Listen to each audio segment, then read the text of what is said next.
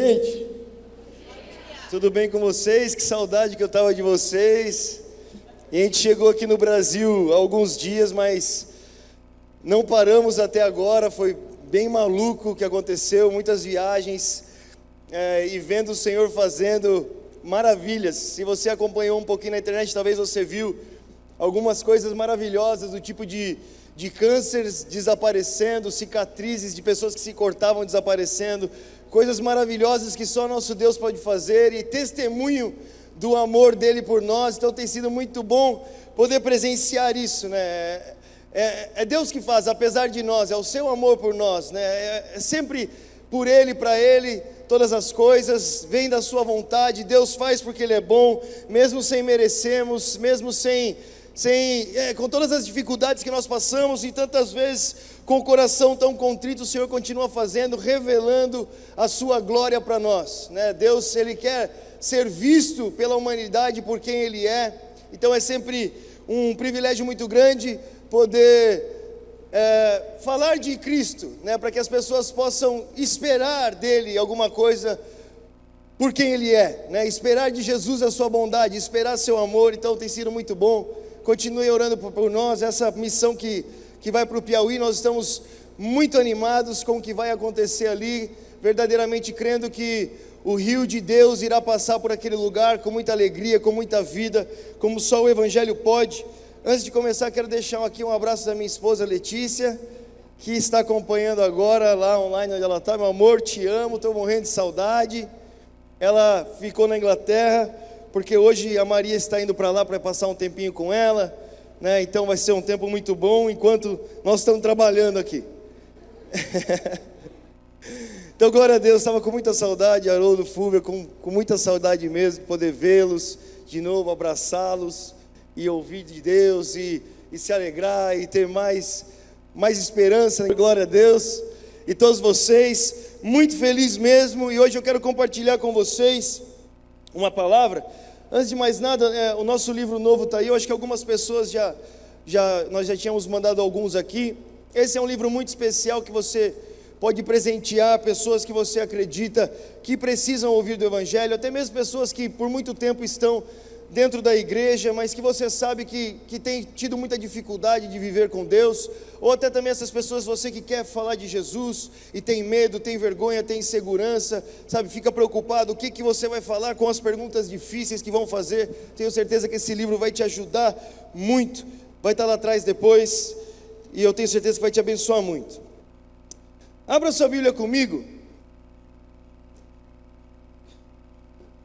no Evangelho segundo Mateus. Eu quero reler um texto que eu já li aqui com vocês, mas que o Senhor tem trabalhado muito no meu coração nesses últimos dias, né? Nesse tempo que nós fomos para a Inglaterra, esses dias que nós passamos lá,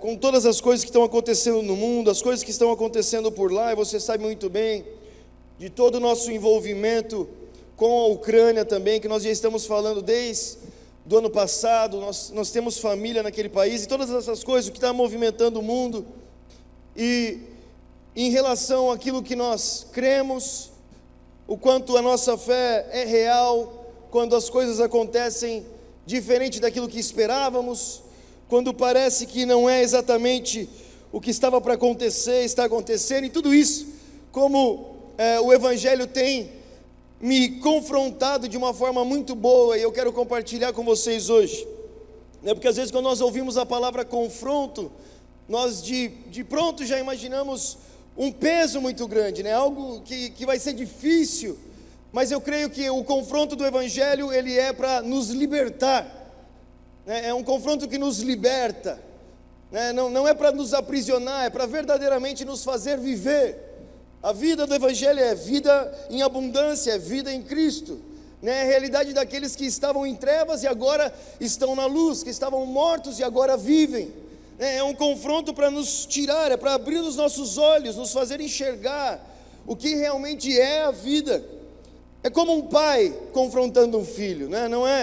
Não é diferente disso. É um pai que muitas vezes traz a correção para o filho, fala palavras que não era o que o filho esperava, mas são as palavras que levam o filho para a liberdade, que levam o filho para a vida, são palavras boas, e isso Deus tem feito conosco nesse tempo, e eu gostaria de compartilhar com você, em Mateus, no capítulo 13, no versículo 44, diz o seguinte: o reino dos céus é como um tesouro escondido que um homem descobriu num campo.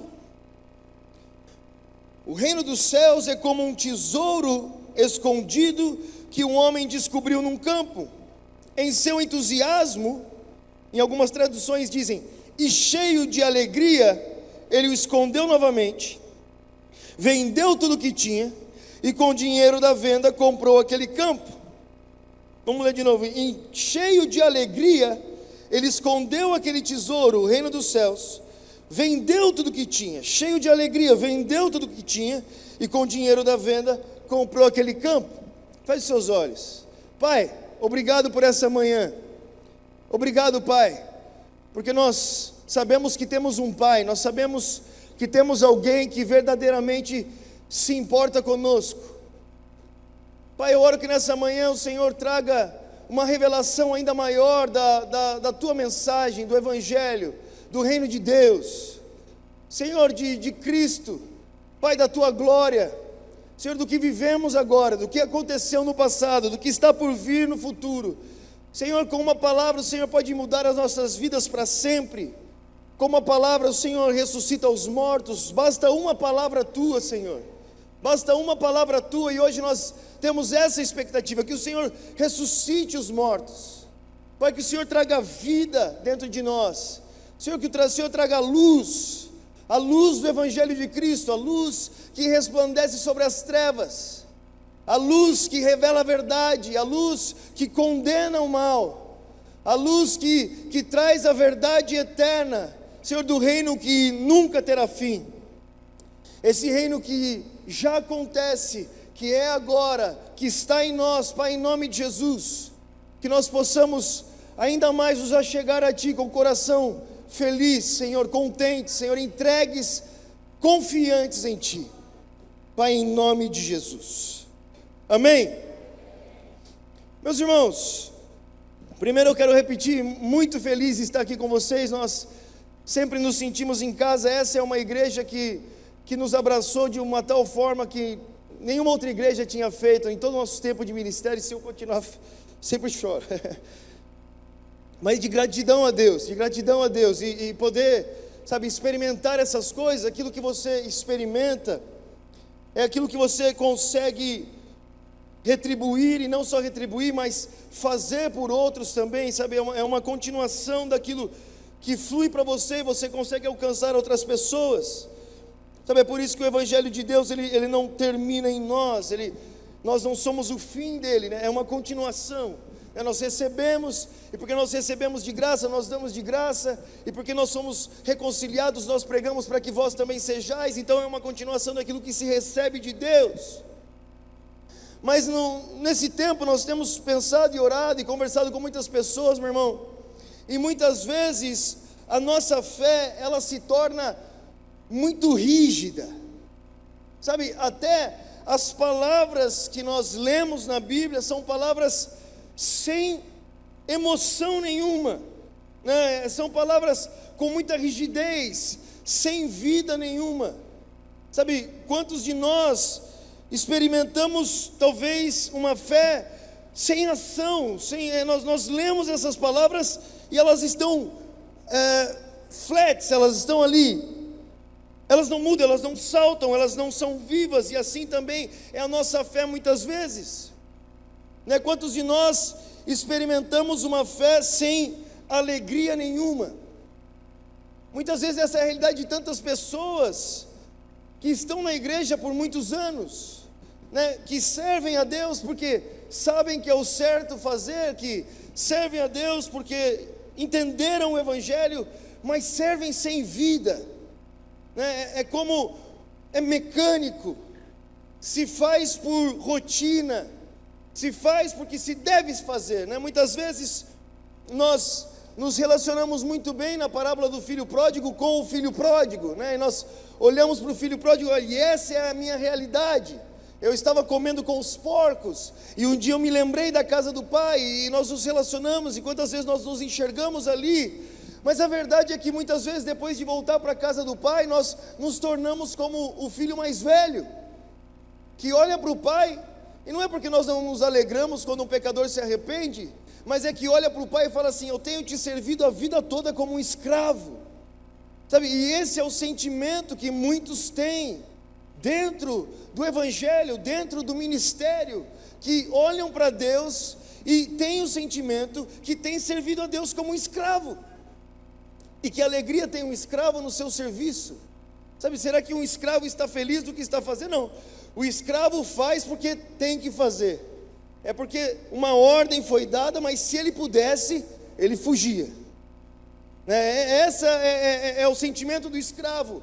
É aquele filho que está dentro da casa do pai, que está ali, porque sabe que tem que fazer, sabe que é o pai, mas se ele pudesse, se ele tivesse uma escolha, ele faria pior do que o filho que foi comer com os porcos, sabe? Mas talvez por medo, talvez por insegurança, talvez por medo do inferno, talvez por pensar: meu Deus, se aqui na casa do pai já está difícil, imagine fora, então é melhor eu ficar aqui mesmo.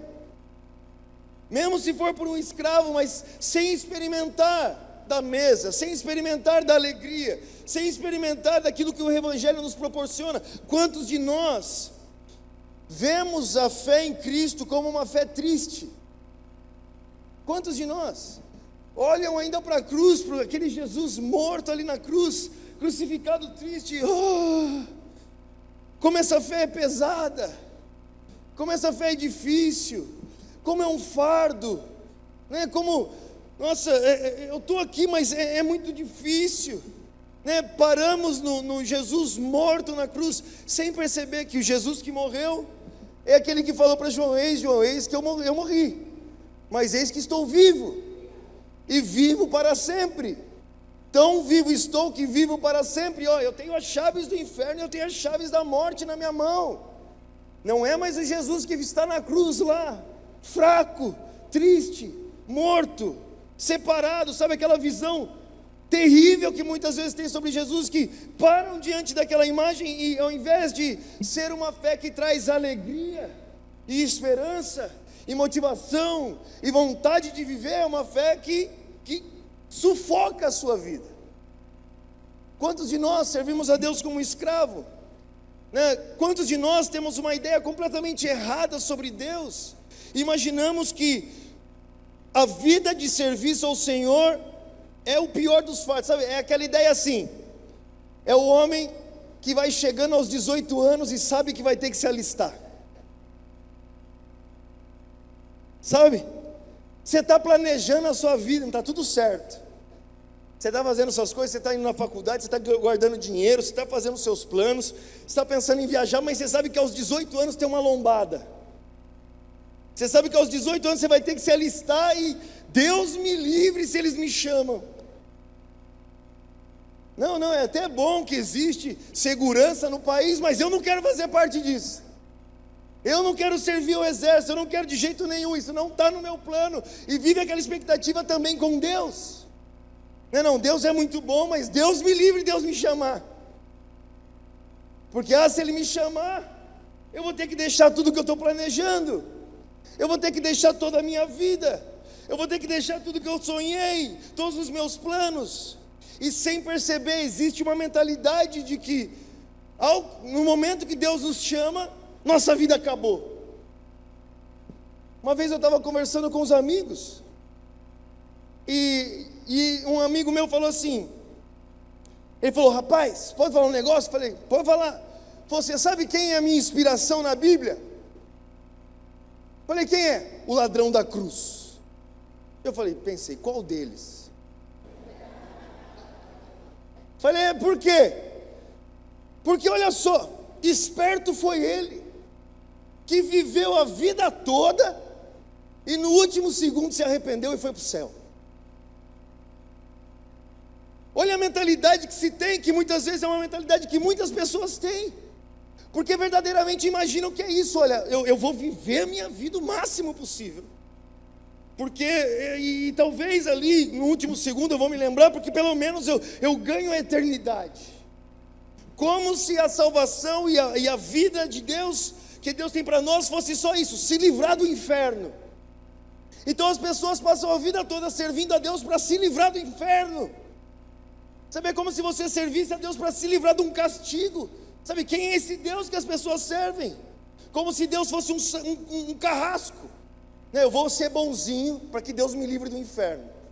Eu vou fazer minhas coisas certinho para que Deus me livre do inferno. Então para que um dia na eternidade eu seja salvo. Mas enquanto isso eu vou pagando as minhas penitências, vivendo da melhor forma possível para que eu não vá para o inferno. Sabe, quantos de nós acreditamos em um evangelho assim? Você pode perguntar para muitos jovens aí que pensam que é isso. Por que você serve a Cristo para não ir para o inferno? Sabe por que você está com Deus? Para não ir para o inferno. Daí você ouve aquelas pessoas que dizem: Maranata, Maranata, Maranata, ora vem Senhor Jesus. Por quê? Porque você está com saudade de Jesus? Não, porque eu não aguento a vida mais, porque eu não consigo mais ficar aqui, e eu quero acabar logo com essa indecisão de que se eu vou para o inferno ou não. Então é melhor que Jesus me salve agora. Não é porque eu estou com saudade de Cristo, não é porque é tanta vida em mim que eu quero estar com Ele mais ainda, não, é porque essa vida está insuportável demais. E como não viver uma vida insuportável, se nós vivemos constantemente sobre essa pressão de viver a vida por um fio, só para não nos salvar desse Deus terrível que vai nos mandar para o inferno? Isso é completamente um contraste daquilo que Jesus veio trazer para nós. Meu irmão, eu estou completamente convicto que a fé cristã é uma fé feliz. É feliz. Por que feliz? É por isso que nós temos que voltar ao Evangelho, lembrar o que está sendo falado aqui, o que Jesus veio trazer, para que nós também não nos encontremos como aquele filho que serve a Deus como um escravo, que serve a Deus para não ser condenado, que serve a Deus para não tomar uma chicotada nas costas, que serve a Deus para que as coisas não piorem na sua vida, que serve a Deus só porque querem estar tudo bem.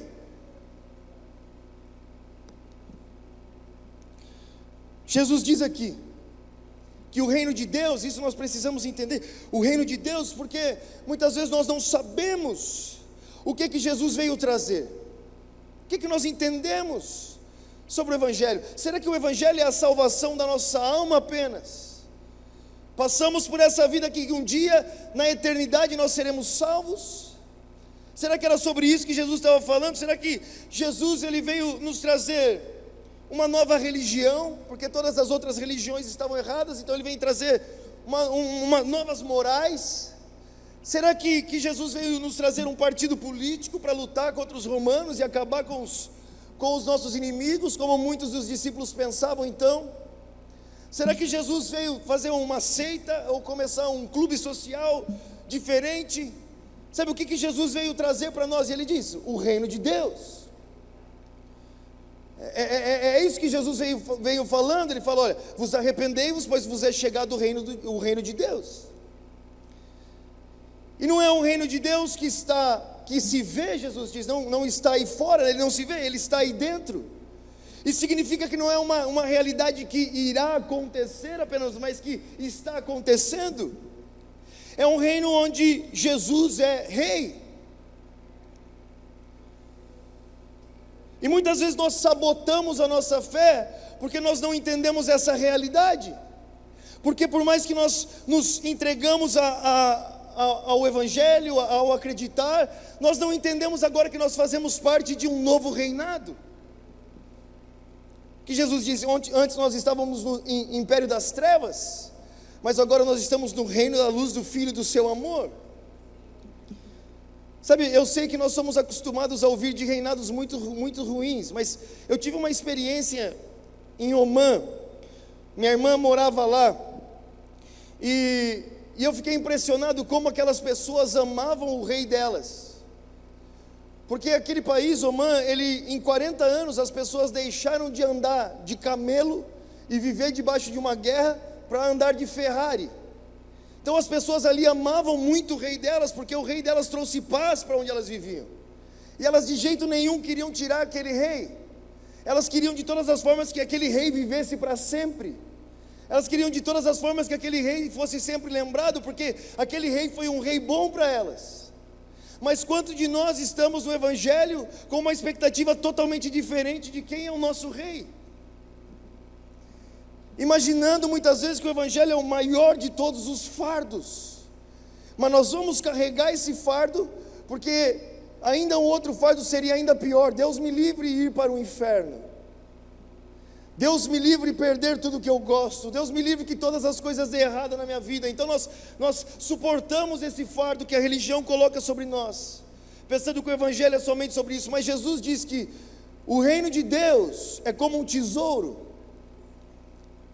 Esse reino, essa verdade, sabe, de que Deus amou o mundo de tal maneira que entregou o seu Filho, para que todo aquele que nele crê não pereça, mas tenha vida eterna. Esse reino onde Jesus Cristo é Rei, esse reino onde a Bíblia diz não é de comida ou bebida, mas paz, alegria e justiça. Sabe, esse reino que consegue transcender as emoções e as coisas difíceis que essa vida acontece. O reino de Deus é um tesouro. E nós temos que perguntar por que é um tesouro, porque verdadeiramente é bom, é precioso. Sabe, muitas vezes nós só pensamos, não, é um tesouro porque é o reino de Deus, mas a pergunta é, quem é o Deus desse reino? O reino de Deus não é só um tesouro porque é o reino de Deus, porque é um reino. O reino de Deus é um tesouro porque é o reino de Deus.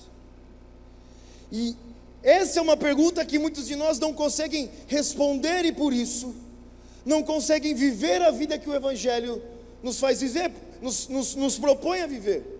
Não conseguem viver uma vida de alegria servindo a Deus, porque não conhece o Deus que está servindo.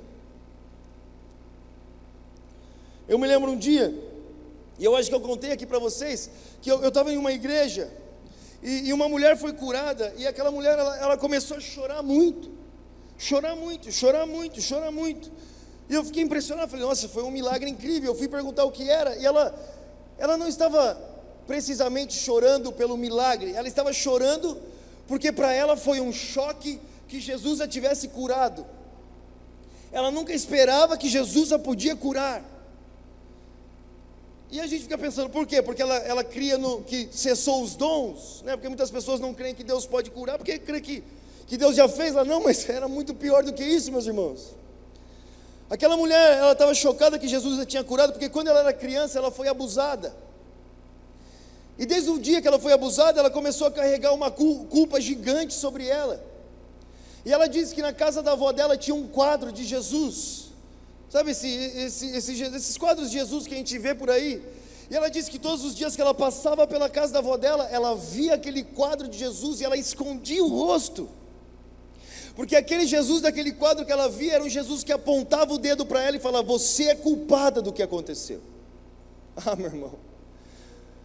E ela passou a vida toda na igreja, irmão. A vida inteira.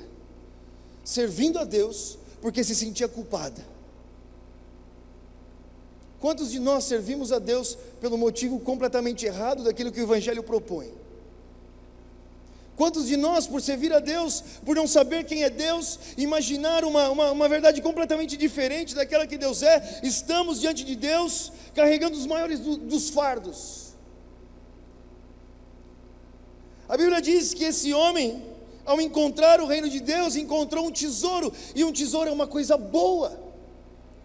É uma coisa que alguém deseja, é uma coisa que alguém quer ter, é algo tão bom que ele diz que ele escondeu o tesouro. Eu imagino, por que alguém esconde? Para que ninguém ache antes dele, porque ele quer demais aquele tesouro. E ele escondeu aquele tesouro de novo. E a Bíblia diz que ele foi para a casa dele e ele olhou as coisas que ele tinha.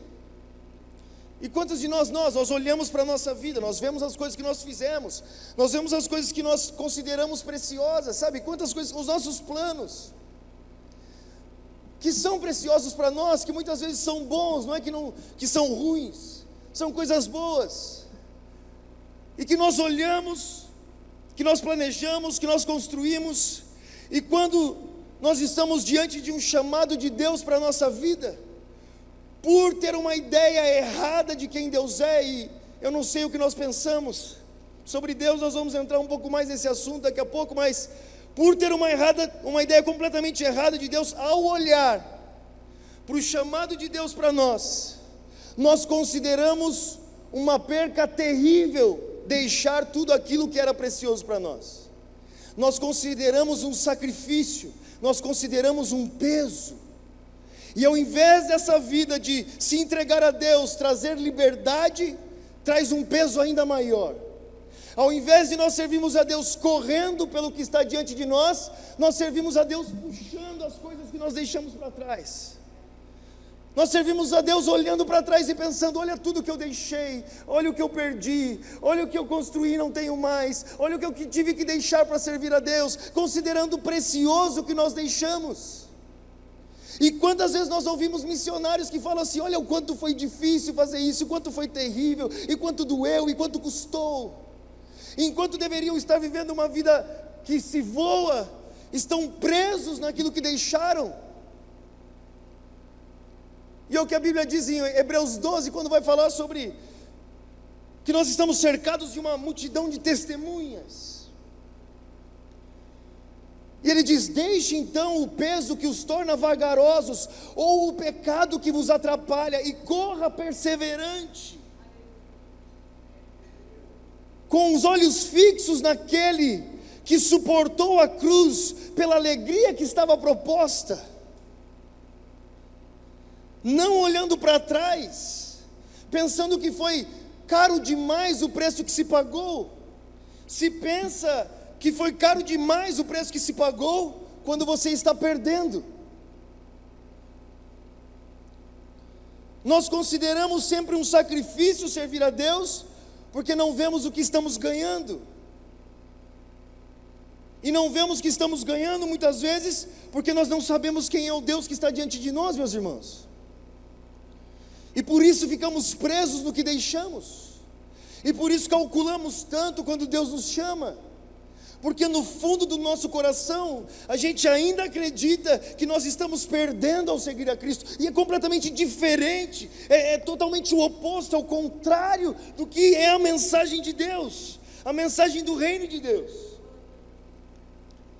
Mas você diz: Luca, olha o que Jesus falou lá em Mateus 16, ele disse: tome a sua cruz, ele disse: perca, ele disse: não se apegue, ele disse: morra.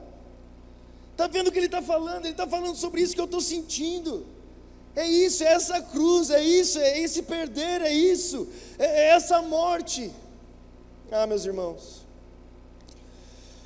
não é à toa que Jesus, ele chama os seus discípulos, antes de falar essas palavras que para muitos são as palavras mais duras de Jesus.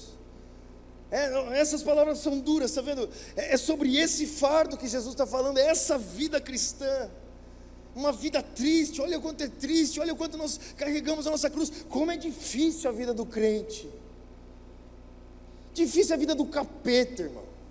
Deixa eu falar para você, do demônio deles lá, a vida deles que é difícil.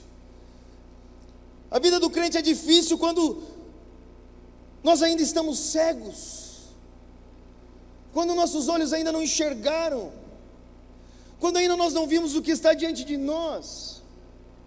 E é por isso que Jesus, antes de dizer essas palavras para os discípulos, ele reúne os discípulos e ele faz uma pergunta muito importante, que é uma pergunta que todos nós precisamos responder, que é a pergunta que vai dirigir a forma com que nós vamos viver a nossa vida, e como nós vamos ver a fé, e como nós vamos anunciar aquilo que nós acreditamos. Ele chega para os discípulos e ele diz: o que o mundo fala que eu sou? Quem eu sou para o mundo? E você sabe, eles falam: o mundo fala isso, fala que você é só mais um, fala que é aquilo outro, fala que você é filho de Belzebu, fala que você é só mais um líder religioso, fala que você é um rebelde, fala que é um profeta, fala que é aquele que veio antes de Maomé, fala que é um espírito superior, fala isso, fala aquilo, e Jesus não fala nada, não responde, ele não dá nada. Ele fala: olha quanto o mundo está perdido por falar essas coisas. Não, ele não fala nada, ele faz outra pergunta, ele diz: mas e vocês? Para vocês, quem eu sou? Meu irmão, e é essa resposta que nós precisamos dar, é isso que nós precisamos saber, é isso que precisa estar enraizado no nosso coração, para que, como aquele jovem, a gente possa olhar para tudo que nós consideramos precioso e com alegria. E é isso que é maluco. Ele não fala assim que ele olhou e falou assim: uau, estou perdendo tudo agora, mas beleza, né? Vamos servir a Deus. Um dia não vai valer a pena, lá na frente nós vamos ver, mas enquanto isso, vai, puxa, carrega, só, vamos lá. Não, a Bíblia diz que ao encontrar o reino de Deus, ele cheio de alegria, feliz. Sabe, e eu não acredito que Jesus estava falando de alguém que estava forçando ser feliz, não, alguém que estava verdadeiramente feliz, ele cheio de alegria, ele achou algo muito bom, ele ficou feliz com a decisão que ele tomou. Ele saiu pulando em seu entusiasmo, feliz da vida, ele tomou essa decisão. É muito contrário daquilo que nós pensamos. E nós precisamos confrontar nossa fé quando os sentimentos são esses. Quando servir a Cristo se torna chato, pesado, difícil, sacrificioso. Quando servir a Cristo não é vida mais, mas é constante morte e peso, nossa fé precisa ser confrontada, irmão. Aquilo que nós estamos acreditando precisa ser confrontado. Porque Jesus mesmo disse: é vida, é da morte para a vida, é das trevas para a luz. O que significa viver? O que significa viver? O que significa quando Paulo fala que nós somos uma nova criatura, que nós agora estamos vivendo? O que significa? Para mim significa um homem escrever de uma prisão, ainda dizendo para o seu discípulo fazer a mesma coisa, pois ele está tão vivo, mas tão vivo, mas tão vivo, que nem a morte o mata mais. Para mim significa esse cara escrever assim: olha, alegre-se. De novo eu digo alegre-se, e de novo eu repito, alegre-se, pois essa é a vontade de Deus para você. E por que você pode se alegrar? Ora, porque eu encontrei o reino de Deus. Porque eu encontrei o reino de Deus, eu posso verdadeiramente deixar tudo para trás muito feliz. Porque eu encontrei o reino de Deus, morrer para mim é lucro. Sabe, o que passava dentro deles para viver isso, para pensar isso. Lucro não é uma coisa que você fica triste. Nossa, eu tive muito lucro esse mês, que pena. Que pena, puxa, eu esperava perder dinheiro, eu esperava esse mês. Liga para o seu amigo: estou triste, tive lucro. No meio de uma crise dessa, lucro, que coisa terrível, não queria. Sabe, qual era a experiência, qual era aquilo que eles viviam, que ele pode dizer que morrer é lucro? O que acontecia neles? Talvez, muito obrigado, talvez porque ele encontrou o reino de Deus. Mas quem é o Deus desse reino? E é isso que Jesus pergunta para os discípulos: quem eu sou para vocês? Porque é essa resposta que faz toda a diferença nas palavras que você vai ouvir. Porque se Jesus verdadeiramente é esse carrasco que muitas pessoas pensam, que é aquele que vai mudar de ideia a qualquer momento e vai puxar teu tapete, e você pode dizer: não, Luca, eu não acredito nisso. Meu irmão, se nós não acreditássemos, nós não calcularíamos tanto para obedecer. Se nós verdadeiramente acreditássemos numa mensagem que parece que pregamos e falamos que acreditamos, se verdadeiramente acreditássemos nisso, nós não calcularíamos tanto. Nós não ficaríamos com medo daquilo que Deus nos chama para viver, seria muito diferente. Talvez a nossa resposta também seria: olha, eu considero tudo como esterco para que de alguma forma eu ganhe a Cristo. Talvez a nossa resposta também seria: eu posso viver com pouco, eu posso viver com muito, porque eu estou muito bem. Se verdadeiramente fossem, nós acreditássemos nessa mensagem que nós estamos falando de um Deus que nos amou, mas porque existem estruturas na nossa cabeça, mentiras na nossa cabeça, muitas vezes pela cultura, muitas vezes pela religião, muitas vezes por coisas que nós mesmos produzimos em nós. Nós olhamos para as palavras de Cristo como as palavras de um ditador. E meu irmão, se fosse o Putin falando para mim: tome a sua cruz, mano, essa cruz eu não quero. Essa cruz é sinistra. Se fosse o Putin falando: deixe a sua vida e tome a minha, não quero. Mas e se é Jesus? Se é Jesus, o Filho de Deus? Se é Jesus aquele que nos amou ainda quando éramos pecadores? Porque por mentira da nossa cabeça nós até aceitamos o amor de Cristo quando nós nos julgamos bons. Porque agora eu estou vivendo minha vida certinho, aí eu posso receber o amor de Deus. Mas essa não é a verdade do Evangelho. Isso deturpa o tamanho da fúria desse amor de Deus em relação a você, quando você imagina que Deus só te ama porque agora você merece esse amor. Você imagina que Deus só te ama porque agora você conseguiu chegar em um lugar onde Ele consegue te enxergar. Não, a verdade do Evangelho, e é loucura, é loucura, é escândalo para o judeu e para o grego, é que Deus nos amou quando não podíamos pagar, quando não tínhamos nada a oferecer, quando não existia nada de bom, quando nós estamos cegos, sujos, na lama, podres. Ali Deus nos amou, ali Cristo morreu por nós.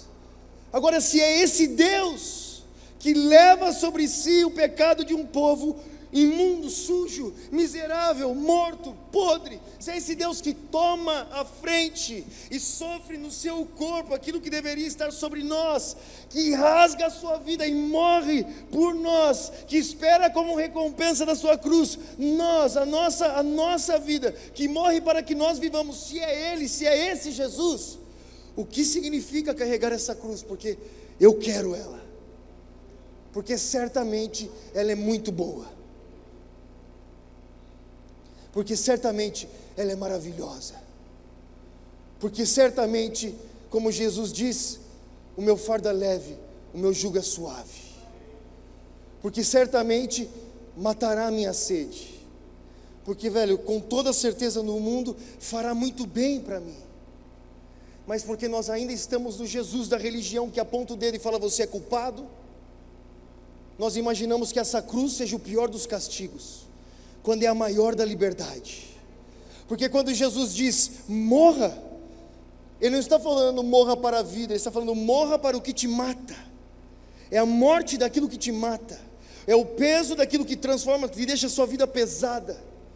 Mas porque nossa cabeça, nossos olhos não estão abertos para o reino de Deus, para o rei desse reino, para o Deus desse reino, nós ainda focamos o nosso coração no perder. Então a vida do crente é perder, está vendo? É perder. Eu estou aqui para perder, eu só perco, né? Eu sou o Vasco, ou o Corinthians também, que só está perdendo. Nada muda, muda técnico, nada muda. É a vida do crente. Por quê? Porque a ênfase está ali. Deus vai puxar o tapete, alguma coisa vai dar errado. Quando aquele que falava com seus discípulos é aquele que disse: eu vos chamo de amigos. Será que você pode acreditar no seu amigo? E quando se muda o olhar com que nós enxergamos a Deus, se muda também a ênfase das suas palavras, e ao invés de focarmos no perder, nós focamos no ganhar, porque eu perco para ganhar. A ênfase de Jesus não está no morrer, está no viver. Ele diz: não se apegue à sua vida para ganhar a vida, perca a sua vida para ter a vida, porque essa vida que vocês têm certamente vai morrer, vocês vão morrer, vocês estão condenados, isso levará vocês para baixo. Então deixe essa vida, sabe, deixe essa vida e tome a sua cruz. Sabe, tome essa obediência a Deus, como Jesus pregava a sua obediência, a morte de cruz, a sua obediência. Tome essa obediência e deixe a sua vida. Sabe, deixe o controle, pare de pensar que são vocês que conseguem manter a vida de vocês funcionando. Deixe a vida, mas porque nós temos uma mentalidade totalmente errada de quem é Deus. O nosso evangelho é bipolar, irmãos. E ao mesmo tempo que nós acreditamos que Deus nos ama, nós acreditamos que Ele nos odeia. Ah, mas se os nossos olhos se abrissem e nós pudéssemos com todo o nosso ser confiar no que foi feito naquela cruz por nós, se nós pudéssemos com toda a nossa força saber que um ponto da nossa preocupação poderia adicionar um dia à nossa vida, se nós soubéssemos que aquele que dá aos pássaros para comer é o mesmo que sustenta a nossa vida, se nós soubéssemos que o homem nada tem se do céu não lhe for dado, que todas as coisas boas provêm de Deus, que Ele é a fonte de vida, o único bom, o bem supremo Ele é, se nós soubéssemos que não existem sombras nele, que Ele é luz, que Ele é vida, que Ele não muda, se nós soubéssemos que nós só podemos amá-lo porque Ele nos ama, aí nós não procuraríamos mais, dentro das nossas próprias fontes, encontrar aquilo que mata a nossa sede, mas beberíamos do rio que flui do trono de Deus. Sabemos que não podemos, não tem nada aqui dentro que possa saciar, mas quanto de nós carregamos um peso, tentando buscar na nossa perfeição e na performance dos nossos atos, encontrar a satisfação que só pode existir nele. E Paulo diz: por isso deixamos essas coisas, e não pensamos que é pelo meio daquilo que nós fazemos, que podemos nos achegar a Deus, porque se fosse assim, muito mais eu. E Paulo começa a falar das carteiradas, de tudo aquilo que as pessoas imaginavam ser necessário para servir a Deus, para ser aceito por Deus. Ele fala: isso, eu sou isso, eu fui aquilo, eu cheguei ali, eu estudei aquilo, eu fiz aquilo outro. E quantos de nós, por imaginar que de alguma forma nós temos que convencer Deus a olhar para nós, convencer Deus a nos amar, nós carregamos um peso gigantesco sobre as nossas costas.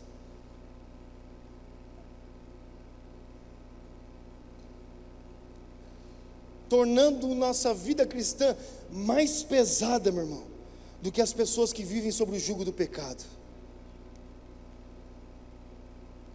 E daí nós não servimos a Deus por alegria mais. Não existe mais alegria no que nós fazemos. Nós servimos como um escravo. E essa não é a vontade de Deus para nós. A vontade de Deus para nós é que nós estejamos tão convictos, tão plenos, tão satisfeitos nele, que nós podemos crer que nem a morte, e nem a vida, e nem o presente, e nem o porvir, e nem profundidade, e nem altura, e nem principados, e nem qualquer outra criatura poderá nos separar do amor de Deus. Mas o que é o amor de Deus? O que o amor de Deus causa em você? Porque às vezes nós não paramos para pensar, e às vezes o que precisa realmente é simplesmente nos lembrar do Evangelho. Mas do Evangelho, sabe, tirar a gente da equação, daquele que é antes de tudo ser, sabe, e pensar, o amor de Deus, mas o que o amor de Deus causa em nós? Paulo fala, a revelação desse amor que excede todo o entendimento, é esse que eu quero que vocês saibam. Qual é o tamanho desse amor? Qual é o tamanho do amor de Deus, que faz com que pecadores estejam convictos que são salvos? Que amor é esse, meu irmão? Que amor é esse que faz com que um assassino que perseguia a sua igreja, agora saiba que viverá para sempre? Que amor é esse? Que amor é esse que antes aquele que fazia tudo e o possível para conseguir encontrar favor em Deus, agora considera tudo o que fez como nada, como esterco, como perca? Que amor é esse que confunde a cabeça dos sábios, que alcança os mais simples? O que é o amor de Deus? O que causa esse amor em nós? Talvez causa isso que Paulo está dizendo. Ele diz: será perseguição, será espada, será perigo, será fome, será frio, será essas coisas que nos separarão do amor de Deus? Porque ele está dizendo, não é isso, não é que isso não vai acontecer, mas mesmo tudo isso acontecendo, eu ainda tenho o reino de Deus, que é paz, alegria e justiça. Por quê? Porque eu tenho plena consciência e certeza do seu amor, e por saber disso, eu posso me entregar. E ele diz, em todas essas coisas, somos mais do que vencedores. Meu irmão, para quantos de nós o Evangelho já deixou de ser boas notícias faz tempo? Quantos, irmãos? E é por isso que nós não conseguimos mais falar, porque parece que nem nós acreditamos mais.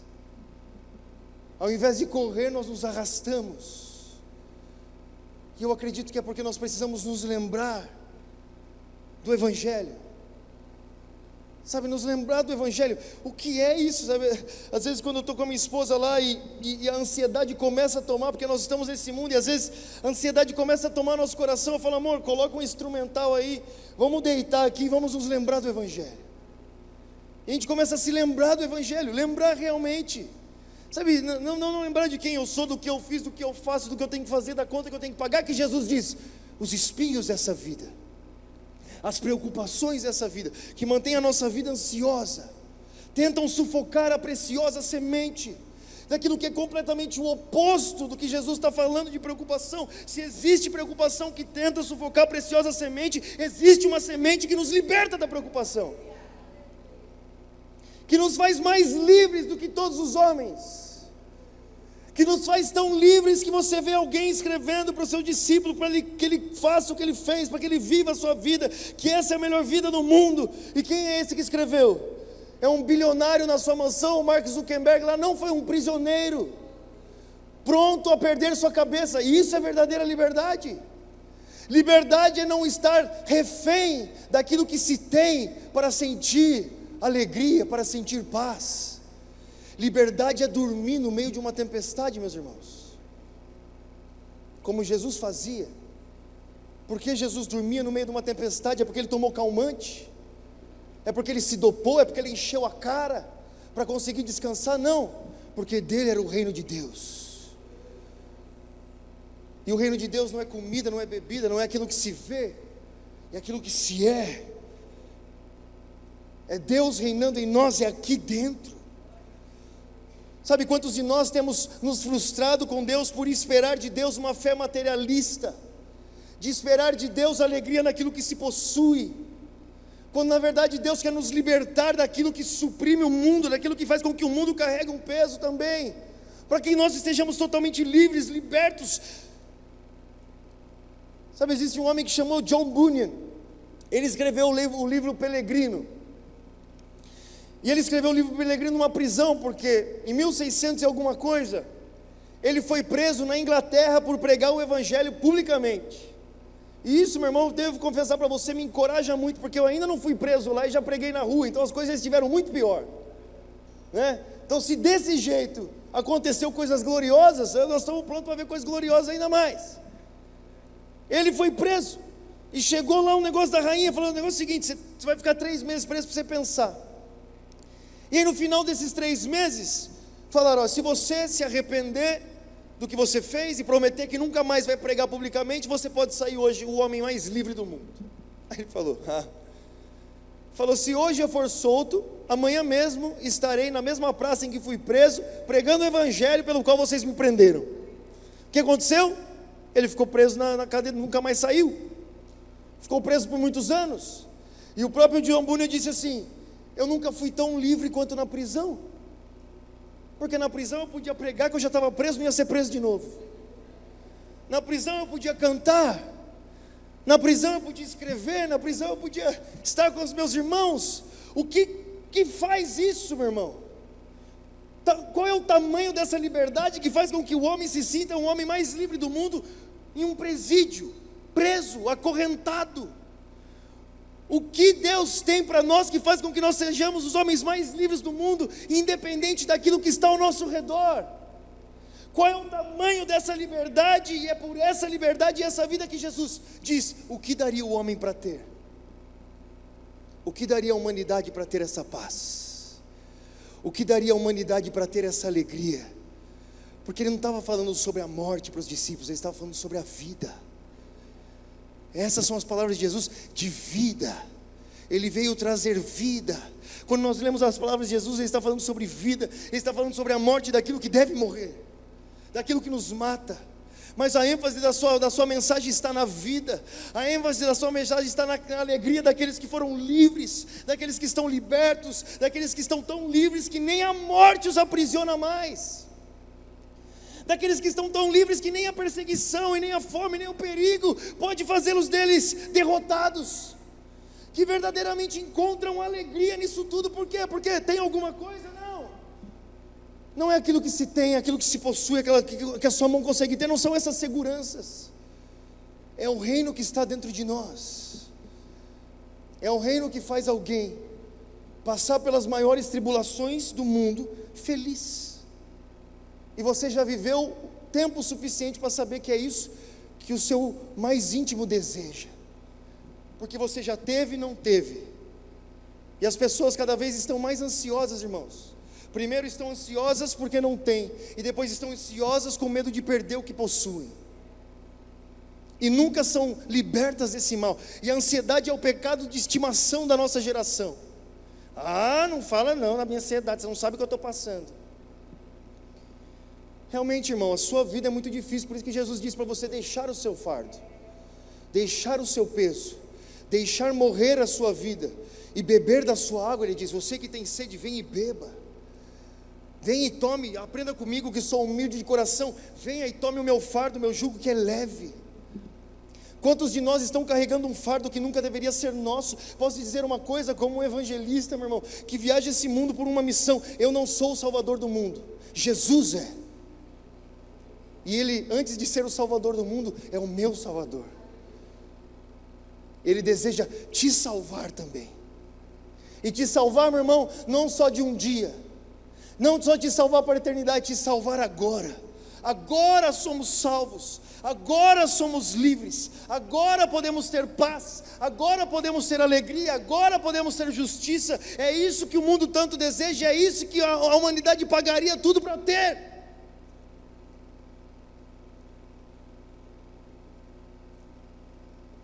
E esse é um confronto que muitos não querem, porque muitos não querem deixar as suas próprias seguranças, irmãos. Muitos não querem sair do barco. Muitos imaginam que estão mais seguros naquilo que fazem com as suas próprias mãos, e se enganam. Se enganam. Irmão, se Deus não dá crescimento à semente, você vai comer Bitcoin, irmão, vai comer dólar. Se Deus não fazer chover, o que acontece? Se Deus nos manter respirando, o que acontece? É por isso que Jesus disse: olha só, não se preocupe com essas coisas, porque aqueles que não conhecem, os pagãos, ele diz, os pagãos se preocupam, por quê? Porque eles estão cegos, eles não entenderam ainda que existe um reino, em que o rei é Deus, que é um Deus que nos ama, e esse rei é glorificado no seu reino, é glorificado nos seus filhos, é glorificado em quão bem Ele cuida dos seus filhos, mas não necessariamente com aquilo que seus filhos possuem, porque as posses não têm poder para nos salvar. Se tivesse, milionários não se matavam todos os dias. Irmão, é mais liberdade do que se tem, é muito maior liberdade do que aquilo que se possui. É um rio que flui de dentro de nós, que faz com que um prisioneiro se sinta livre. E isso a humanidade pagaria qualquer coisa para ter. O que a humanidade pagaria para dormir em paz, irmão? O que a humanidade pagaria para poder descansar, porque sabe que nem a morte, e nem a vida, e nem o presente, e nem o porvir, e nem a altura, e nem profundidade, e nem qualquer outra criatura pode nos separar do amor de Deus. O que a humanidade poderia, o que elas pagariam para ter? É por isso que um prisioneiro se sente livre. Sabe, eu segui uma página no Instagram, depois eu vou compartilhar para que você veja também, que é um ministério só com prisioneiros que foram presos para a vida inteira nos Estados Unidos. Meu irmão, que coisa maravilhosa, cara. Você não pode imaginar. Você olha para os caras que estão presos e nunca mais vão sair de uma prisão, mais felizes do que a gente aqui fora. Você fala: o que aconteceu com esses homens? Eles encontraram o reino dos céus. Encontraram o reino dos céus. Por quê? Porque eles verdadeiramente eram pobres de espírito, não tinham nada a oferecer. Mas nós nos tornamos ricos, e Jesus diz lá: vocês pensam que vocês estão ricos, vocês pensam que vocês têm tudo, mas vocês são os maiores miseráveis. Vem e compre, você que não tem dinheiro, compre ouro fino, compre colírio, para que você veja qual é a verdadeira liberdade. Que não é naquilo que nós conseguimos ter, e o controle e a proteção que nós mesmos temos pela nossa vida, mas é estar completamente confiantes naquele que nos amou, totalmente livres. E numa realidade assim, Deus nos faz testemunhas de um mundo vindouro, testemunhas de um reino que nunca terá fim, porque as pessoas possam olhar para nós no meio de uma crise louca e pensar assim: vocês estão negando a realidade, só pode ser. Como pode? Você está louco. Você teve lavaram sua cabeça, você é um negacionista, é por isso que você continua feliz assim, é por isso. Não, é porque eu encontrei o que é realmente real, que não está no que eu tenho, não está nas situações ao meu redor, não está nas notícias em que eu ouço, está no reino de Deus que me foi dado por Cristo Jesus. Meu irmão, isso é verdadeira liberdade. Nós temos aprendido com os nossos irmãos lá na Ucrânia, irmãos que decidiram não deixar o país no meio de uma guerra, porque sabem que nem a morte os aprisiona mais. E no meio de uma guerra estão cantando e permanecem cantando. Sabe, John Wesley se converteu num navio que estava naufragando, irmão. Ele que por muito tempo frequentou a igreja anglicana lá, já era ministro da igreja anglicana. Quando ele viu o navio naufragando, ele teve medo de morrer, mas ele encontrou uns irmãos simples. Alguns irmãos que nem sabiam ler, que eram refugiados de guerra, de um povo esquecido, que ninguém sabia, mas que no meio de um navio afogando, naufragando, eles cantavam. Por quê? O que eles conheciam, o que existia neles. Não é porque serão salvos, é porque estão salvos agora. Eu sou salvo agora, e isso é verdadeira liberdade, irmão. E se o Evangelho de Cristo, ou ouvir o Evangelho de Cristo, você não tem pelo menos vontade de dançar como a Fúvia aqui, pulando aqui em cima? Talvez você não está ouvindo o Evangelho do Reino de Deus. Talvez seja possível que você esteja hoje ouvindo uma outra mensagem, poluída de tantas coisas, poluída de materialismo, ou sentimentalismo, ou tantas outras coisas que existem nesse mundo, por humanismo, mas não o Evangelho do Reino de Deus, que faz com que nós passamos como peregrinos, confiantes em uma pátria que não é aqui, sabendo do que um dia acontecerá, vivendo o que já aconteceu em nós, porque não estabelecemos a nossa fé no que está por vir, mas no que já aconteceu há 2000 anos atrás, naquilo que está acontecendo, e ainda estamos com essas testemunhas que já viram, já conseguem, já enxergam, já estão diante do Pai. Essas testemunhas estão experimentando a mesma coisa que nós agora aqui dentro, não exteriormente. Jesus diz, não é por fora. O mundo pode estar caindo aos pedaços, o mundo pode estar no mais terrível terror, mas eu tenho paz, eu tenho alegria, eu tenho justiça. E isso é o Evangelho do Reino de Deus. É um povo completamente tão confiante em Deus, que consegue dançar no meio de uma guerra. Sabe, meu irmão, eu tenho repensado, buscado, lido histórias de homens que sempre inspiraram a minha vida. E eu confesso para você que de um tempo para cá, uma palavra tem saltado da Bíblia para mim, que é a alegria. A alegria tem saltado como nunca antes. E você sabe quando Deus começa a falar as coisas com você, e eu fui rever algumas histórias de alguns homens de Deus, de tentar entender a vida deles. Eu já tinha lido muitas coisas, e um deles é o Smith Wigglesworth. Eu já contei para você aqui sobre esse homem. Era um homem muito normal, muito comum. Ele gostava de ir em velórios, tirar o morto do caixão, pôr na parede e ressuscitar o cara. Sabe, quem já foi num velório e orou pelo morto no caixão? No caixão, você já fez isso? Eu já fiz isso. Mas quem já tirou o morto do caixão? Tipo, não é que o homem colocava a mão e falava ressuscita, não. Primeiro ele tirava o morto, colocava o morto na parede e mandava ele acordar. E tem relatos de às vezes o morto cair 5 vezes no chão e ele continuar lá até que o cara acordasse. Isso era uma fé assim, normal.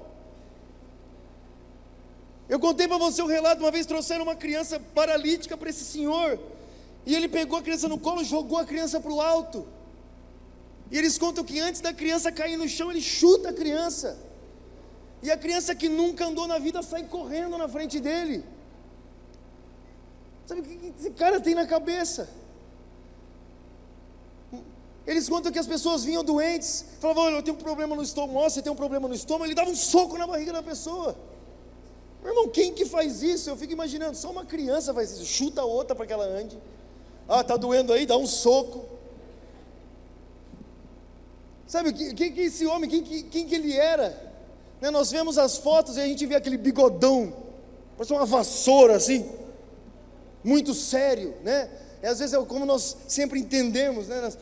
É uma fé madura, quando Jesus diz, não, eu quero que vocês tenham um coração de criança. Enquanto vocês estão achando, não, é diferente. Eu fui reler a história desses homens com essa nova perspectiva. Opa, peraí, porque eu faço 30 anos esse ano, irmão. E eu, quando era mais novo, eu imaginava que com 30 anos eu já ia até... Né? Jesus sério, aquele Jesus, é como a gente ouve Jesus falando com os discípulos, seriedade total. Imagina, cara, os caras estão no meio de uma tempestade e Jesus fala: olha, Pedro, por que duvidaste? Mano, olha a ação que estava acontecendo ali. Os caras estavam andando sobre as águas. Tem mais vida na Bíblia do que se imagina. Mas nós ouvimos com a voz do Cid Moreira sempre. E assim nós imaginamos sempre a fé. Eu imaginava o Smith Wigglesworth sempre assim.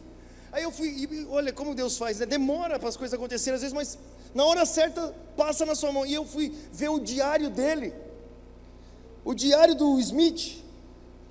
E no diário dele ele conta uma coisa muito específica, que para ele era algo que tinha que acontecer todos os dias, que ele fazia todos os dias, que é quando ele acordava. 15 minutos, os primeiros 15 minutos da vida dele, quando ele acordava. E eu quero que você pense, que você responda: o que você acha que um homem que entra num velório e tira um cara do caixão, e o cara cai 5 vezes morto, e ele continua orando, faz quando acorda? O que você acha? Não sei. O que você acha? Nem fala bom dia para a mulher? Não, dá licença, tenho que falar com meu Deus agora. Sabe, se olha no espelho e fala o quão terrível ele é, bate com um chicote nas costas, porque tem que, sabe, mortificar tudo. O que ele faz, meu irmão? O que você imagina que ele faça? No diário dele ele conta que todos os dias,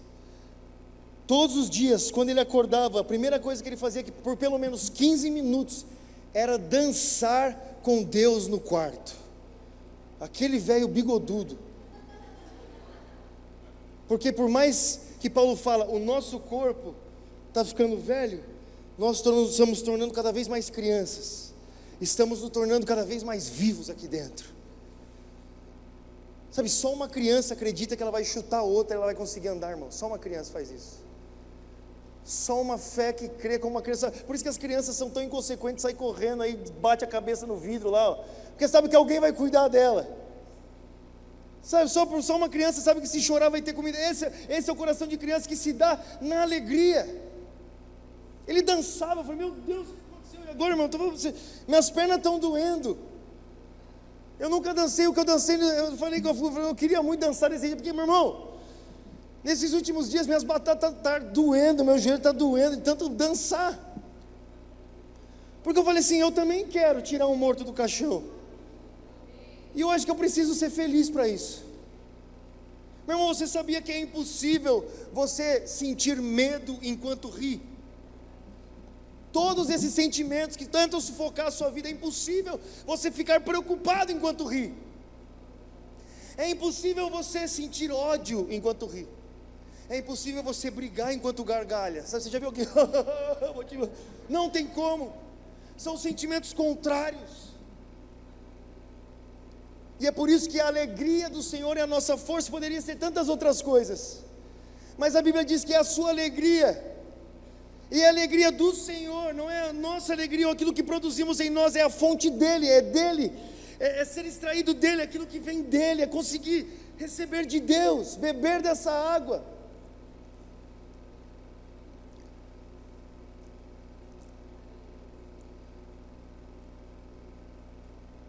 A Bíblia diz que a felicidade, irmãos, ela aformoseia o rosto. Nossa, minha esposa tem falado para mim: meu amor, você está cada vez mais feliz. Obrigado, amor. É um bom elogio. Enquanto a preocupação, irmãos, corrói os nossos ossos.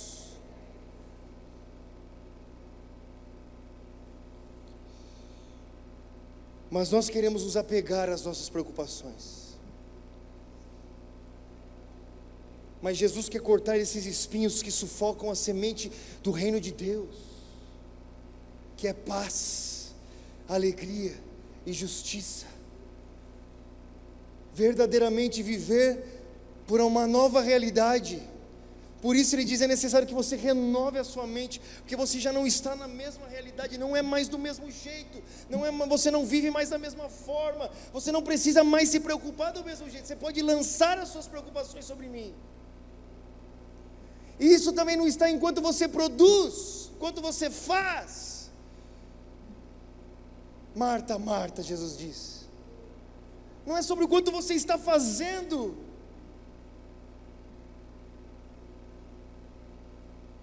Sabe, meu irmão, às vezes é melhor que a gente não faça mais nada e só se assente aos pés de Jesus e lembre do Evangelho e pare de fazer tudo que nós estamos fazendo, se isso trazer vida de novo a nós. Sabe, se estão todas as preocupações da sua vida que tem sufocado você, para, senta, ouve, bebe, se alimenta, deixa o Evangelho ser vida de novo para você.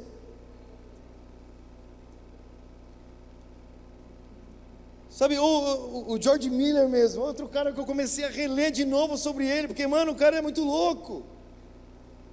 Porque a gente fala sobre ansiedade, né? Nós ficamos sempre preocupados. E ele teve uma vida assim, eu acho que tenho certeza que você já ouviu, porque a Fúvia toda hora fala desse homem, mas, sabe, a gente se preocupa com a nossa vida, né? Nós temos a nossa família, nós temos a nossa casa, mas esse homem, ele, diferente do Smith, ele não ressuscitava mortos, esse não era, a fé dele não era ali, ele não era um pregador mesmo, ele foi pregar depois de muito tempo, ele cuidava de pessoas, ele cuidava de órfãos, e durante toda a sua vida, muitas crianças moraram com ele, mas me corrija se eu estiver errado, o máximo de crianças que viveu com ele foram 2.000, é isso, 2.000 crianças. Então imagina você ter 2.000 crianças para cuidar. Vamos falar sobre ansiedade, irmãos. 2.000 crianças, e não só isso, durante esse tempo das 2.000 crianças, 186 missionários também esperavam dele uma oferta, uma ajuda. E aí você pode pensar, o que o Smith, o que o George Miller fazia? Porque não vamos falar sobre ansiedade, porque a gente fala, não, você não conhece minha vida, você não sabe o que eu tenho para fazer, você não sabe as coisas que eu tenho que fazer, o que eu tenho que pagar, as responsabilidades que eu tenho, tá bom, eu não sei, mas vamos falar sobre o George Miller. Porque nós precisamos nos inspirar, irmãos.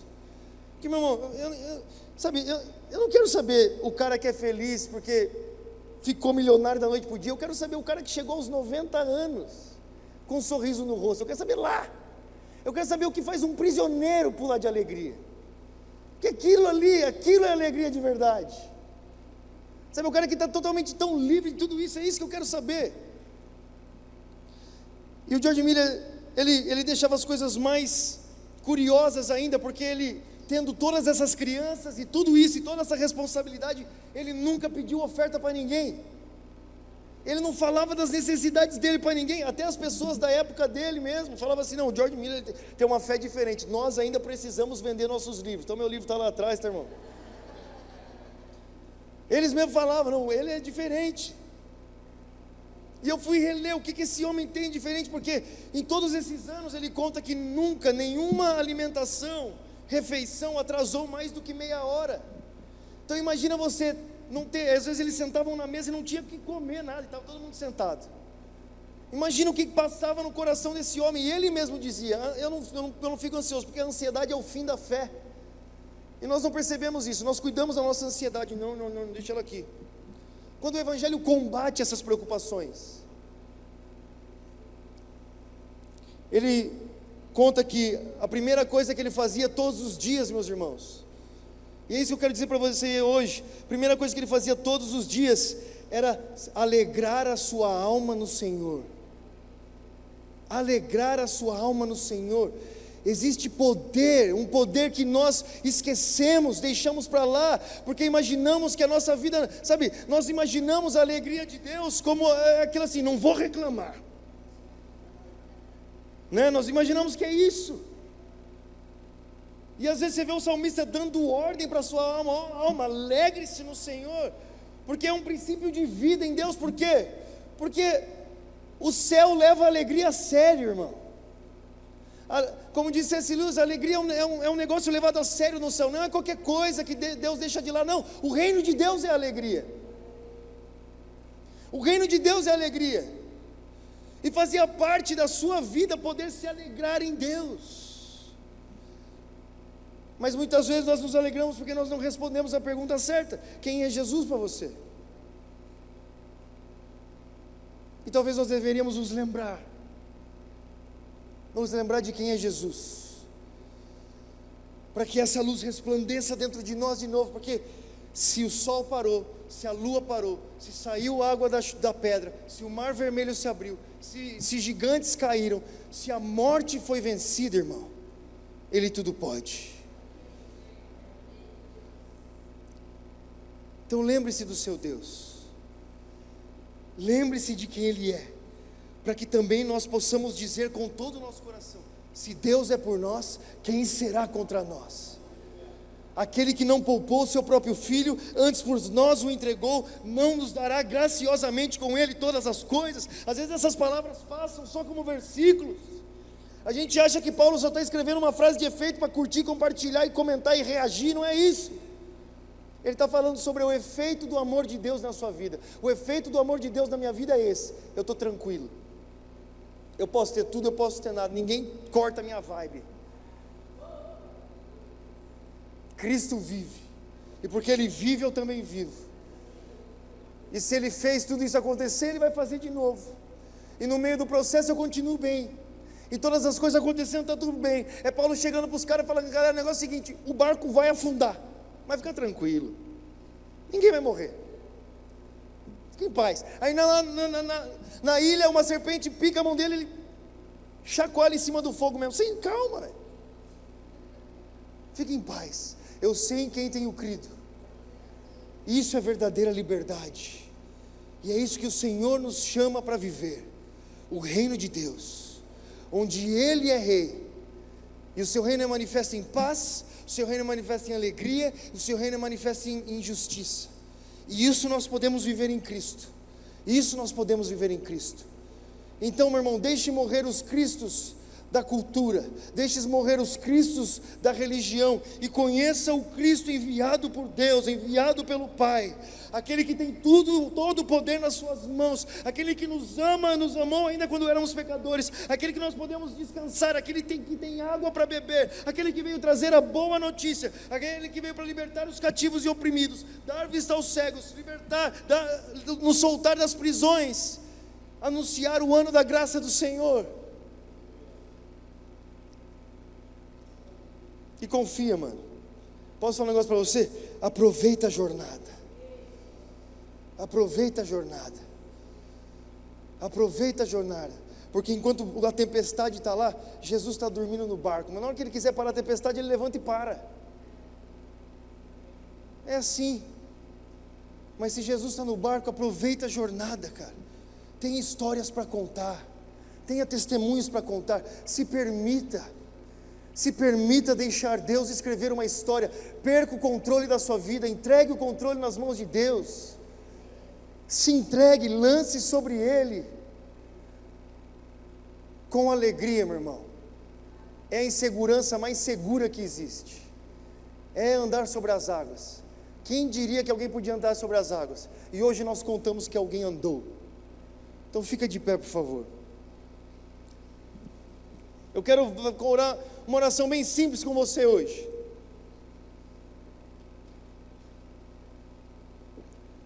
E eu creio que o Senhor fará.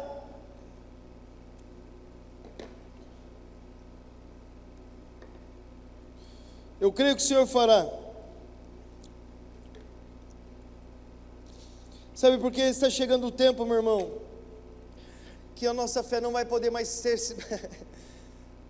Nós não vamos poder nos basear naquilo que nós temos, irmão, aquilo que possuímos. Não é, nós estamos indo para um novo lugar, onde verdadeiramente seremos peregrinos, mas que a nossa fé será ainda mais viva. E não se preocupe, essa é a parada. As pessoas começam a se preocupar, como vai ser? Meu irmão, se você tiver paz e alegria, você está bem? Então é isso, é o que o Senhor nos promete. Ele não falou que nós não vamos passar por momentos difíceis, Ele falou que Ele estará conosco em todos eles. E essa é a grande diferença.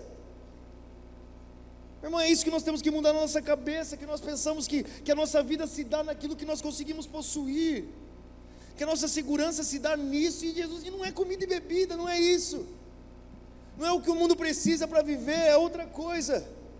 E é para essa liberdade, para esse testemunho que o Senhor nos está nos chamando, porque eu não sei o que irá acontecer daqui em diante. Como aqueles irmãos na Ucrânia vão testemunhar da sua fé quando o seu país não tem mais nada? Quando tudo foi destruído? Como eles vão apontar para Jesus? Por quê? Porque não é no que se vê aí, é no reino que está aqui dentro. É nesse testemunho daquilo que está por vir, de um povo que caminha feliz, mesmo no meio de tudo isso, porque sabe que está passando. Está passando. Mas nós ficamos com medo, porque nós achamos que naquele momento em que as dificuldades chegarem, nós vamos tremer. E é isso que Jesus quer que você saiba. Não, no meio da tempestade, no meio de tudo isso, existirá paz. No meio da tempestade, no meio de tudo isso, existirá alegria. E é isso que você precisa, cara. Porque você pode ter o mundo todo, você pode ter o mundo todo e ser um homem mais miserável de todos os homens. Você sabe disso. Você sabe que a vida do homem não se consiste nos bens em que possui. Jesus diz, não é sobre isso. É mais liberdade do que tudo isso. E a liberdade que Deus quer nos levar, não só, meu irmão, não só para que a gente aprenda a não ter nada, mas que é para a gente aprenda a confiar de tal forma que Deus possa nos fazer crer em coisas maiores. Porque se hoje nós estamos preocupados em como nós vamos sustentar a família, talvez Deus quer que você comece a ter uma alegria e satisfação tão grande que você possa sustentar 2.000 crianças também. Mas enquanto nós somos pressionados, sobrecarregados com as nossas preocupações, sem acreditar nesse Deus que nos ama, nós ainda nos mantemos no nosso mundinho, quando Deus quer expandir a nossa vida, para que os passos possam ser maiores. Jesus diz, por isso, busque em primeiro lugar o reino dos céus. Se nós estivéssemos mais preocupados em como dar vida, ao invés de como viver, meu irmão, ia ser muito diferente.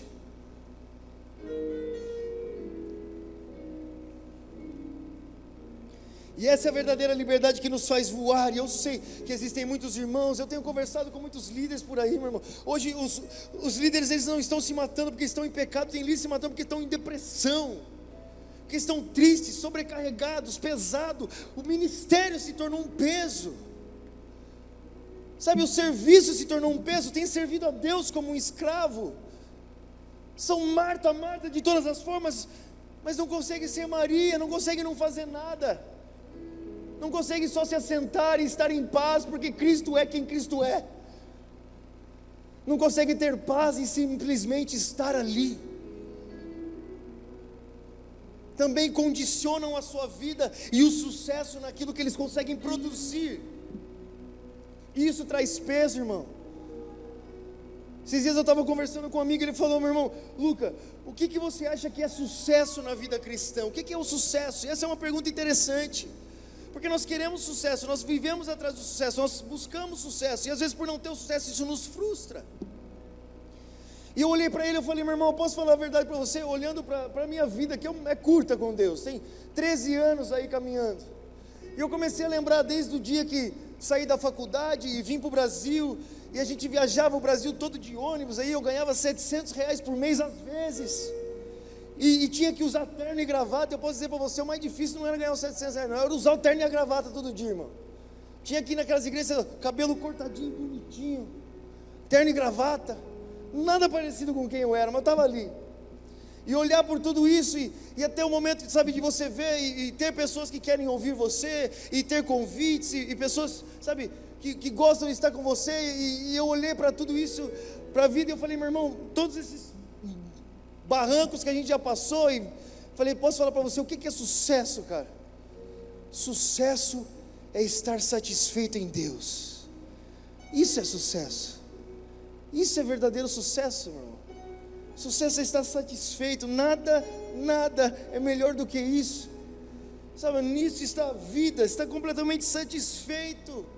Mas nós sempre condicionamos a satisfação naquilo que nós estamos fazendo, ou naquilo que nós estamos produzindo, ou naquilo que nós temos, ou no que nós possuímos, quando Deus fala, não é nada, não é sobre isso, vai além. É uma maior liberdade que você pode estar numa prisão e ser o homem mais livre do mundo. Esse é o tamanho da liberdade. É o tamanho da liberdade que alguém pode não ter nada e ainda ter tudo, ou alguém que pode ter tudo e considerar como nada. É alguém tão livre que nem a morte o aprisiona, o passado não aprisiona, o pecado não aprisiona. E sabe o que nós precisamos, meu irmão? Eu quero orar com você hoje, é uma oração muito simples. Senhor, volta-nos a dar a alegria da salvação. A alegria da salvação, meu irmão, não da salvação que está por vir apenas, a salvação agora. a salvação agora. Você lembra quando você foi salvo? Você lembra quando seus olhos se abriram? Você lembra quando aqueles fardos caíram das suas costas? Quando você entendeu o Evangelho? Quando nada mais importava? Quando você estava vivo porque você estava vivo e feliz porque você tinha Jesus? Essa alegria, que não era daquilo que você tinha ou não tinha, mas era em Cristo. Essa esperança, essa alegria, que é a alegria que faz com que a igreja viva, que faz com que a igreja passe por tantas coisas, que faça com que a igreja passe por sucesso ou derrotas e ainda continue passando, vivendo, testemunhando essa alegria, a alegria que liberta o homem da morte, a alegria da salvação, irmãos. Alegria que sorri para a morte, que sorri para a tristeza, alegria que aformoseia o rosto, alegria que te faz viver, alegria que te dá força, alegria que te faz pular, que te faz dançar, alegria da salvação, alegria de ser alcançado por essa maravilhosa mensagem, as boas novas do Evangelho.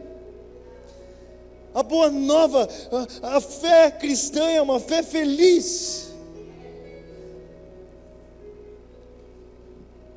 porque crê em quem nos deu a vida. E o Senhor quer derramar isso sobre você hoje, meu irmão. Porque sinceramente Deus não vai esperar deixar a sua vida perfeita para você começar a viver, não, meu irmão. Talvez nunca vai ficar, deixa isso para lá, velho. Aproveita a jornada. Sabe, muitas pessoas estão buscando o conforto e não percebem que é o conforto que está te matando, porque você não foi chamado para isso. Você foi chamado para o desafio, você foi chamado para sair da sua casa, foi chamado para atravessar o mar, você foi chamado para combata gigantes, você foi chamado para o ir, você foi chamado para ação. Você não foi chamado para estar no conforto, e esse conforto tem sufocado a sua vida e você nem está percebendo. E por isso Jesus diz: sai, deixa a sua vida, cara. Para de achar que você que faz as coisas acontecerem. Se entregue, agora saiba que você está se entregando. Quem é esse Deus? Eu pergunto para você, feche seus olhos agora, eu quero que você olhe para Deus. Quem é esse Deus? Responda a essa pergunta: quem é Jesus? Porque se esse é o Jesus que a Bíblia nos diz que veio nos tirar o jugo do pecado, que veio quebrar as correntes que nos prendia, que veio trazer vida, quando a Bíblia diz vida é vida, que veio nos trazer um reino que nunca terá fim. Meu irmão, você tem que pelo menos querer dançar de alegria. Se esse é o Jesus, tem que pelo menos alguma coisa tem que acontecer em você. Chamar Jesus para uma valsa, falar: eu quero. Sabe, tem que trazer, é rio que flui, é fonte de água viva, é árvore que cresce, é vida, irmão. Essa é a vida cristã, é vida. E no meio dessa vida as coisas acontecem. É uma aventura que Deus nos chama para confiar nele e aproveitar a jornada. Nós somos apaixonados por filmes que têm uma boa história, e nós queremos, porque queremos tentar viver uma vida sem história nenhuma, sem perceber que o que nos chama a atenção é o risco mesmo, é o desafio, sabe, é o impossível.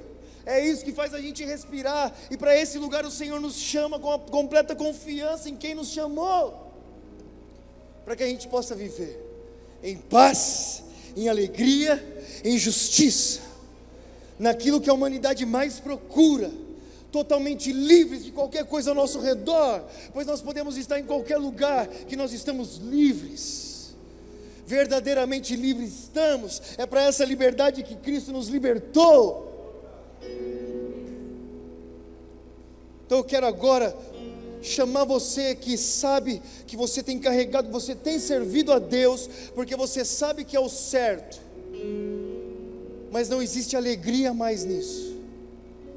Você sabe, você crê, você nunca deixaria, mas não existe mais alegria. Você está sem alegria, a vida cristã se tornou um fardo pesado para você.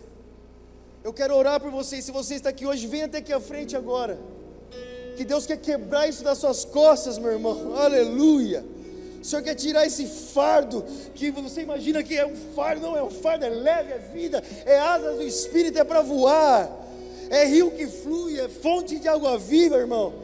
é maná que vem do céu, é alegria. Jesus, antes de ir para a cruz, ele canta um hino com os seus discípulos, porque ele não ia parar na cruz, não. Existia uma alegria que estava proposta, sabe, existia vida que fluía através dele. Mas o Senhor nos chama para a vida, como testemunhos vivos do reino de Deus, com alegria, que nem a morte, nem a vida, nem a morte, nem a vida, nem coisa certa, sabe, que deu certo e o que deu errado pode nos separar dessa alegria. A verdadeira alegria que vem de dentro, que flui de dentro para fora, que transforma as realidades ao redor. Não são as realidades ao redor que transformam o que está dentro, é o que está dentro que transforma o que está fora.